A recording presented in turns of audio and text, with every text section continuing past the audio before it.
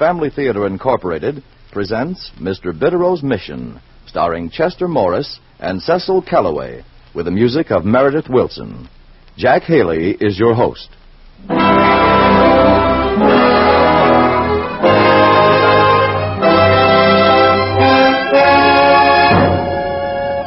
More things are wrought by prayer than this world dreams of.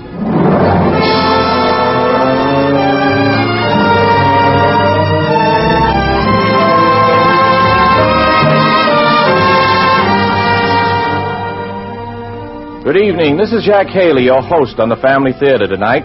I imagine lots of you people are still a little puzzled about this program. You want to know what's behind it, who puts it on, who's the sponsor. Well, it's simple. Family Theater is put on by a group of people here in Hollywood who believe as you do in a wonderful ideal, a happy American family. Because we know that a happy family is the finest thing we can have. It's worth working for, worth fighting for, worth praying for. And it's because the skids are under that ideal, and because lots of families aren't happy, aren't pulling together, that we feel the need for a program like this is vital. Notice how we started off? We said, more things are wrought by prayer than this world dreams of. That's the idea behind the Family Theater. We all share the simple conviction that prayer, family prayer, can keep our families happy. For a family that prays together stays together. So don't be afraid. Ask God for His help. He won't let you down.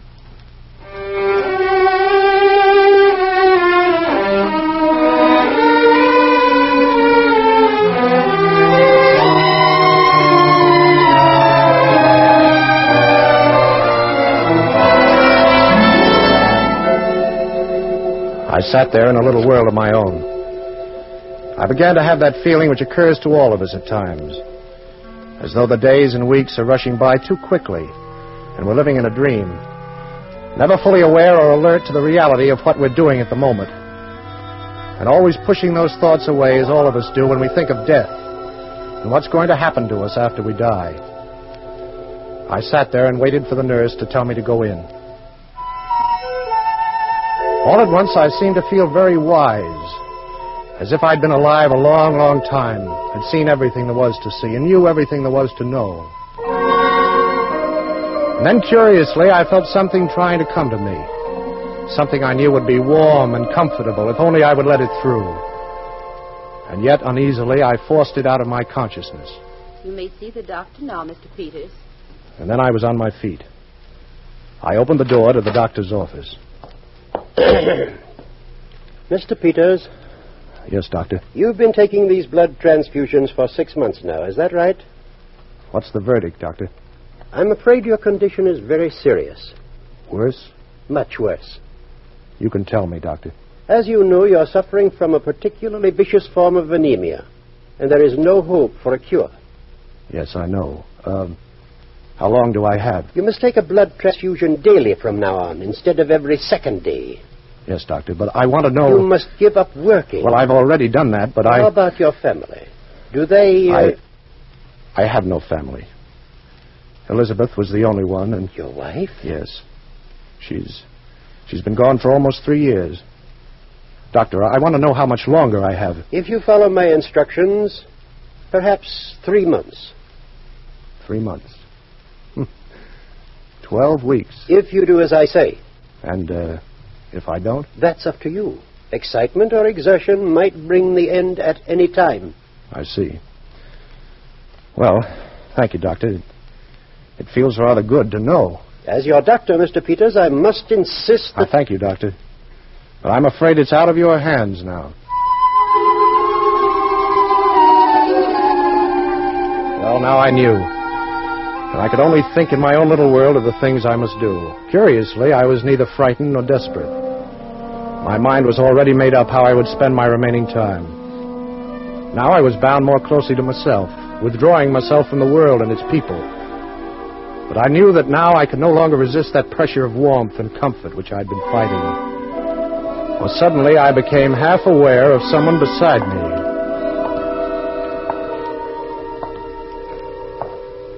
Well, Clyde? Oh. You see me now? Yes, of course. And you can't force me into the background anymore, out of your thoughts. No, I guess not. You know, Back there in the doctor's office, I knew that you would be able to see me. But I didn't want to embarrass you because, of course, the good doctor couldn't see me. Oh. I think I understand. Good. Where do we go from here? We? Yes. I'm going to be your companion from now on. What for? You're so near the end, Clyde. Nothing must happen to you. Who are you? My name? My name is Bidderoe. James. No, I don't care about your name. I want to know what you are. I'll tell you. Down. And strangely, I had only a half curiosity about the man. I found it difficult to get out of my shell of thoughts, the prison of my emotions. The little man seemed only half real. He had curious gray eyes and a bright manner. And he seemed to take things in a light spirit. And yet there was something strange about him. He stood next to me in the elevator, and nobody seemed aware of him but myself. His legs stretched out as he kept pace with me. That's another time I didn't want to embarrass you, Clyde. Those people in the elevator wouldn't understand if they heard you talking to no one in particular. Oh, then they can't hear you? No. Or feel you? No. But you asked what I am. Well, never mind, Mr. Bidderoe. Bidderoe. James R. Bidderoe. Oh. I had enough trouble with my name during my lifetime, and I thank you, too. What's the matter? It's just struck me, Clyde, you're not paying any attention to me. You're thinking about what you're going to do these next 3 months. These last 3 months, you mean? Next 3 months, Clyde. There's nothing final about them. I see. Well, whichever it is, I'm going to kill a man. You see, Clyde, that's why I'm here.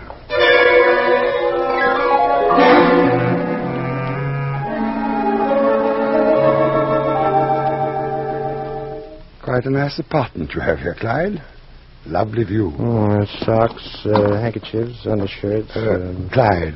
Toothbrush, razor, shaving lotion. Clyde, stop packing that bag and listen to me. I'm listening. No, you're not. You've got your mind on other things. Perhaps I have. Oh, it's nice of you to admit it.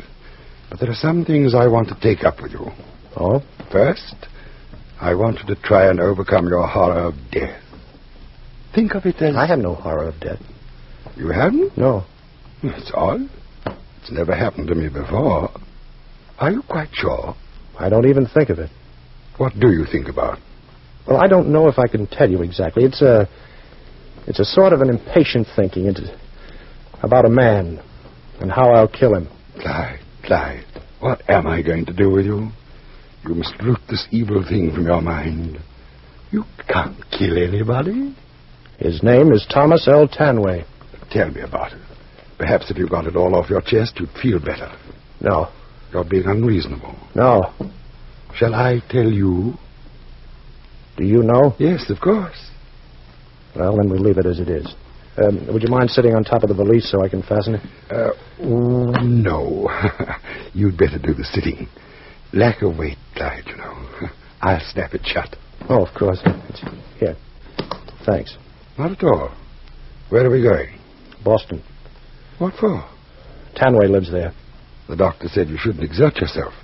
He said you should take things easy. But the doctor doesn't only have 3 months to live. Clyde. What? You mustn't do this thing. Nothing justifies the murder of another man. Perhaps not to you, but I feel perfectly justified. No, Clyde, there is no justification. That's my reason for being here. It's my responsibility to stop you. You cannot conceive the harm you will do yourself. It doesn't matter to me. It must matter. I must make you see that all your reactions now are not really normal, that your future is real, and that your remaining days here in this world should not interfere with that future. Oh, it's no use. Nothing can stop me. Clyde, there is a higher justice than the one you know. Yes, well, where is it then? Where has justice been all these years while Tanway hounded Elizabeth and me? Kept me from working, framed me into the penitentiary. Yes, these things do happen, but they never see the light of day. Where has it been, this justice, while Tanway, by his continuous persecution, took Elizabeth's life? That judge who sentenced me to jail, Judge Clark, was he justice? No. That's why there's nothing in my mind but a feeling. And my dying doesn't mean a thing. Understand, Biederman? Bidderoe. Huh? I said Bidderoe. Bidderoe. Oh, well, that's the story. That's all I'm living for now. To bring justice to Thomas Tanway. Hey, wait for me. Are you still coming along? Of course, I've got a job to do too, Clyde. To keep you from making a serious mistake. Do you think you can stop me? You can't. You can't.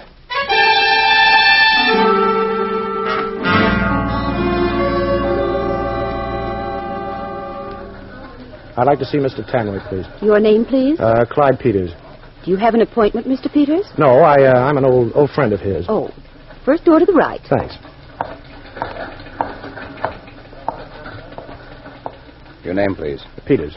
Do you have an appointment with Mr. Tanway? I'm an old friend. You'll have to see Mr. Averill, then.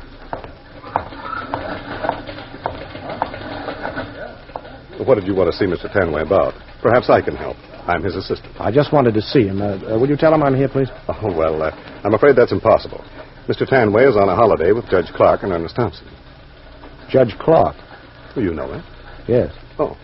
Well, they're hunting on Mr. Tanway's estate. Oh, yes. Tanway Woods. Yes. I'm awfully sorry I can't help you.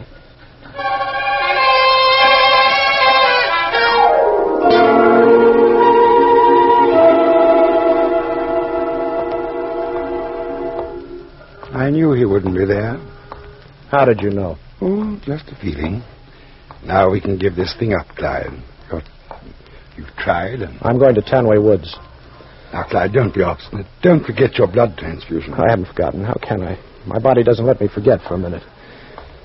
I'm on my way to the hospital now, and then I'm going to find Tanway.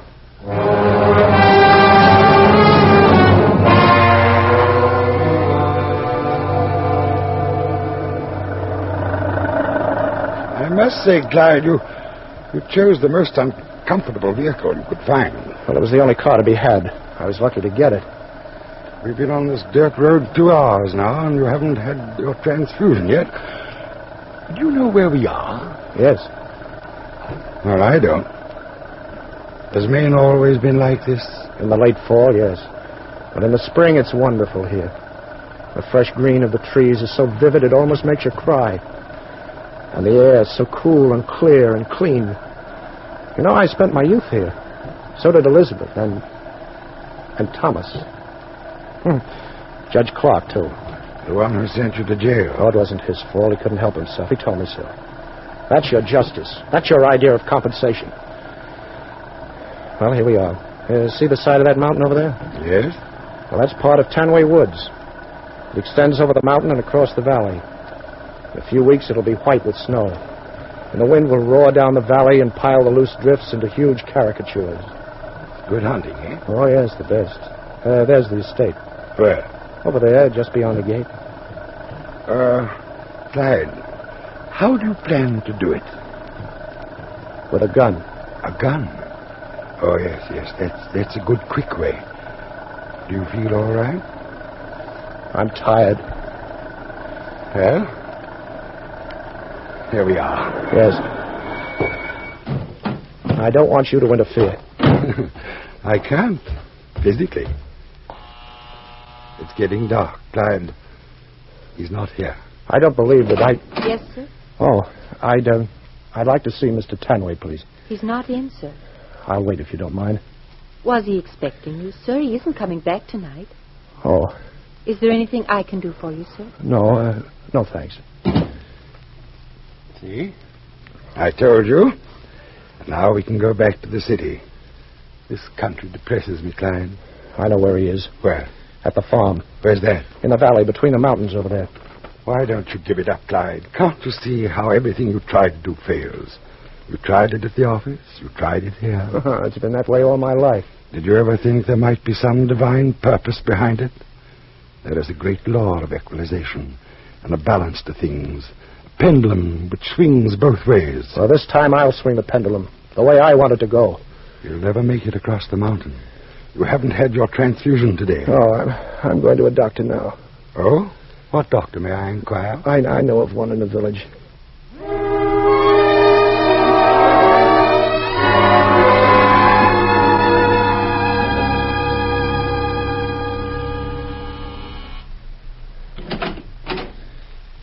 Hello? Come in. Thank you. You're Dr. Sanford? Yes? I hate to bother you, Doctor, but I'm afraid I need a blood transfusion. Of what? Are you wounded? No, Please, are you equipped for performing a transfusion? Why, I've never had occasion at a moment's notice here in the office. Well, can you do it for me? I'm suffering from the advanced stages of pernicious anemia now. Come into the office. Thank you. What's your blood type? Type AB. Good, and lucky, too. So is mine. Roll up your sleeve. Well, but isn't there somebody who... Nobody I can call on. Roll it up. Doctor, I can't tell you how... No need to. This is an emergency. Here, hold this a moment. There. Now, give me your arm. Yes, Doctor. Okay. Now tell me how you let yourself get in a fix like this. I didn't think I'd be in this fix. I expected to be back at the hospital in Junction City before now. How often do you take these? Every day. You must have overtaxed your strength. I presume you know you must not exert yourself in any way? Oh, yes. Oh. What's the matter? Nothing. I just caught a look at myself in the mirror on the wall. Startled you? Well, I advise you to do no more traveling this evening. If you like, I can find a room for you. Oh, no, thanks, Doctor. I've got to go on. But it's imperative that you do not. Here, I think we're about done. Hold still a moment. Thank you, Doctor. This transfusion won't do you a bit of good if you don't relax and rest yourself. I know. How much do I owe you? $2. Huh? Is that all? That's my regular fee for a call here. And if you value your life, you'll take it easy. You should be in bed. Value my life? Thank you again, Doctor. You've been very kind. Goodbye. I'd seen my face in the mirror. It was a shock. I didn't recognize myself. I saw a stranger with thin gray hair and a thin-lined face, the eyes burning and set in a chalky white face. I kept thinking about the face, seeing it. I couldn't get it out of my mind. You were lucky. You won't find a doctor like that in 1,000. How do you feel? Oh, better? Tell me, Bedford, why don't you have any feeling about what's coming? Oh, I just don't, that's all. Oh, you wouldn't tell me even if you did have. I have a job to do. You're making it very difficult for me. Well, this is the last lap. This is the last effort I have to make. This is the last thing I want to do. You can't stop me. You can't. Now, wait a second. Don't go so fast. It's dark. You've got a long way to go, and you'll never make it. I'll make it. What about the 2 friends who are with him? I don't care about them. Careful now. Yeah, I know. There isn't even a path here. Oh, it'll be easier going down on the other side.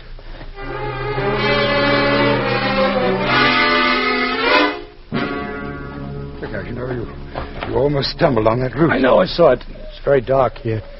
You're tired? Yes. Well, we can still go back. No. You'll have surcease from pain and suffering, believe me. This killing you're so intent upon will mean nothing to you later. It will not affect you or your peace of mind one bit when you're... No. You'll forget it, I'm sure you will. It'll mean nothing, and you will be glad that you triumphed over the desire for revenge. No. You will be my first failure, Clyde, if you persist.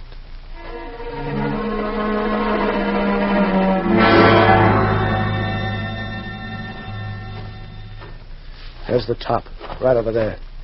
Clyde. He's over there, on the other side. He's over there. Oh, my legs. They feel so heavy. Rest a while, Clyde. Sit down on the log. No. Here we are, on the top. Why don't you rest and gather your strength? It's a long way down, Clyde. Do you hear me?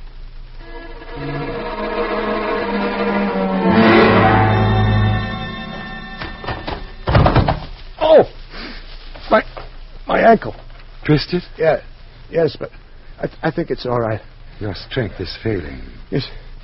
You see the farm? It's not far now. Clyde, your strength is gone. You can't continue on heart alone. Your strength is gone. You can hardly breathe. Only a little while. And then it'll be over.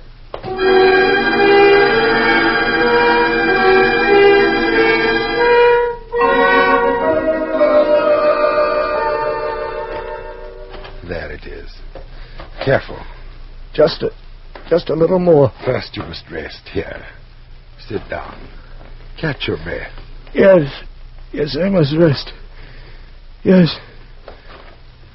This is my last chance, Clyde. Will you listen to me? Yeah. Go ahead. No, I want you to listen to me. All right. I'm listening. What's my name? Oh, I don't know. It's, Bindle. No, you're not listening. You're not paying attention. All you can see and hear and feel, all the senses that make up your mind and heart, are concerned with this terrible thing. You must not kill, Clyde. You mustn't. You're repeating yourself. There's the farm and Thomas. Lights on upstairs and downstairs. I can hear the hum of the power plant. And it's cool. The coolness on my cheeks. Something strained and tight roaring in my head.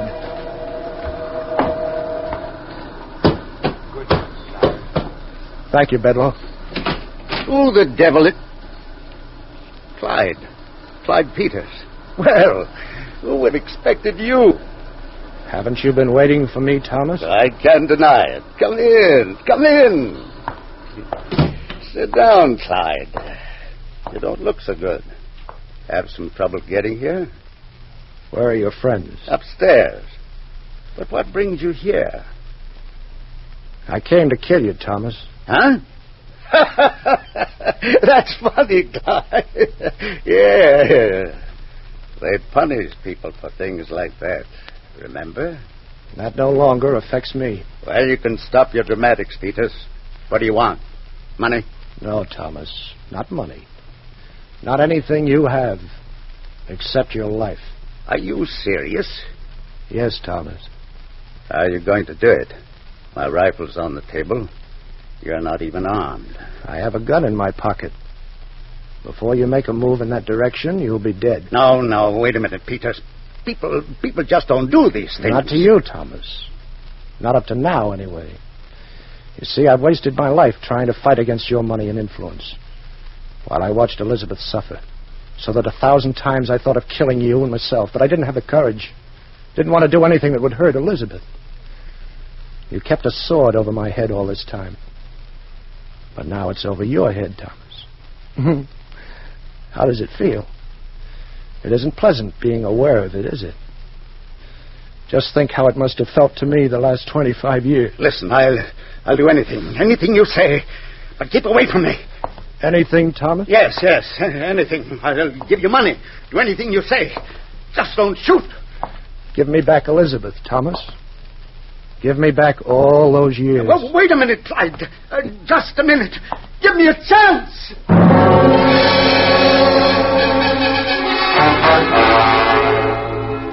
For the first time in my life, I saw fear in Tanway's face. He didn't wear it well. He was no longer the man I had hated all these years. This was a little man, a frightened little man. In this moment, all his money and all his power couldn't help him. I thought of the blood the good doctor had given me. He didn't know I needed it to kill a man. And suddenly the white heat of anger, the stubborn purpose which had filled me, dissolved. And I knew I couldn't kill him. For the same reason I couldn't kill anyone. I couldn't take God's work into my own hands. I've won, haven't I, Clyde? Yes. You didn't know that you no longer had your gun, did you? What? It dropped out of your pocket back on the mountainside when you tripped and fell. Well, what's the matter with you, Clyde? Who are you talking to? You mean I don't have it? No, Clyde. Clyde, look at me. Here. Behind you. You're crazy, Peters. Plain crazy. No crazy man's going to kill me. Mr. Bidderoe. There's no more pain. It's all quiet now, isn't it, Clyde? I'm so glad you finally got my name right. Thomas, what's up? We heard shots. Oh. Hey, who's that on the floor? Clyde Peters. Judge, you know him. He threatened me. I had to do it. You shot him with your rifle? Yeah. What do you mean he threatened you? With what? Makes sense, Tom. I don't see his gun. He has it. He threatened me. Well, he's dead. Poor Clyde. I never believed he was guilty of that embezzlement thing either. Judge, don't you believe me? It was self-defense, I tell you. He was going to shoot me, so I had to shoot him. Self-defense? With a bullet in his back? His gun. It must be there. He has no gun. There's nothing in his pockets. No gun? Listen, Judge. I tell you he was... There's one thing you won't get out of, Thomas. You invited me here to explain some of your other actions, but this tops them all. This time I'll have the facts to go by. But he did. I tell you he threatened... What's the matter? Who's that? Who's who? I don't see anyone. Right there. Where did you come from?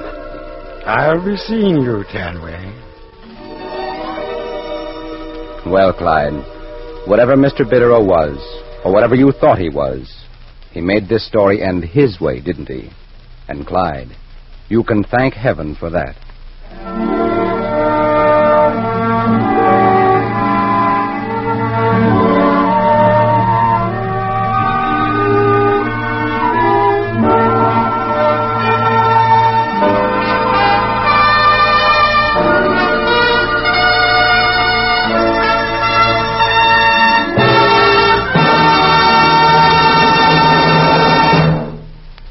This is Jack Haley again. You know, I think we're all convinced that the American way of life is the best there is. We wouldn't trade it for anything. The American way of life is based on a lot of beliefs. Beliefs in things like democracy and freedom. But deeper than that, the American way of life is based on individuals. People like you and me. And us, we're the products of our families. So you can see that a happy family is an important part of America. Not having a happy family is the most... Now having a happy family is the most wonderful thing in the world, but it's not the easiest thing, not by a long shot. Having and keeping a happy family is a mighty hard job, but you can get help with that job. All you have to do is ask for it. Ask God sincerely and honestly to help you with your problems, to guide you in your decisions. You'll never know how much it helps till you try it. So pray. Pray together with your family, tonight and every night. A family that prays together stays together. God can help you, and He will. You can depend on it.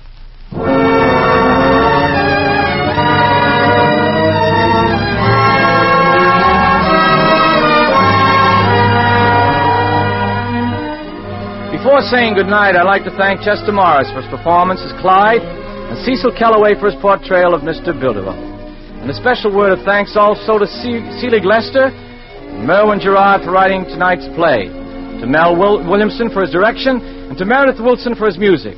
Others who appeared in our play tonight were Ann Morrison, Earl Ross, Betty Arnold, Jack Mather, Bill Bouchey, Griff Barnett, and Francis X. Bushman. Next week, our family theater stars will be Alan Jones and Susan Peters. Good night, and God bless you.